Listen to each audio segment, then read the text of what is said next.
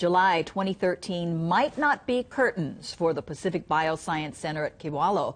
New UH Manoa Chancellor Tom Apple just has taken the steps that could save and actually expand it. KITV4's Catherine Cruz shows us this sudden turnaround. Scientists at the Kewalo Marine Laboratory can once again start applying for research grants, something they were ordered not to do since the plan was to shut the lab down next summer. Only in the last few weeks has it become clear that the stay of execution has been lifted. I'm also committed to keeping the Kewalo lab open.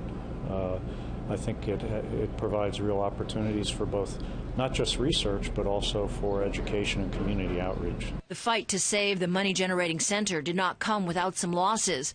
Without an earlier commitment, PBRC is losing two key people to the University of Florida, Professor Elaine Seaver and Mark Martindale, who accepted a new job as director of the Miami lab. If they closed Kewalo Marine Laboratory, we would be below Georgia and tied with Illinois for marine laboratories for the state of Hawaii. And Illinois doesn't have an ocean. They have a Great Lake. So how in the world do you take a look at an ocean state in the ocean century when we know our resources are of more value than ever before? That argument, which fell on deaf ears earlier under former Vice Chancellor Gary Ostrander, now has the new Chancellor's attention. We're tremendously growing our research enterprise, and that could be a very valuable part of that.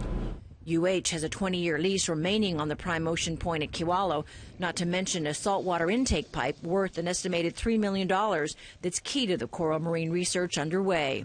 So what happens now? Researchers have started a self-evaluation process, and in the spring, an outside team will review the unit's strengths, weaknesses, and threats that will help seal its future and mission. Well, there are so many opportunities for collaboration and being able to jumpstart more of the natural sciences here and make this truly a regional place of learning. So for now, the PBR structure and lab space remain in place, and prime research on prime real estate continues. I know there is some talk about expanding PBRC's reach as a resource down to grades K through 12 and strengthening across the Pacific. So there's lots of potential going forward. Back to you, Paula. All right. Thank you so much, Catherine.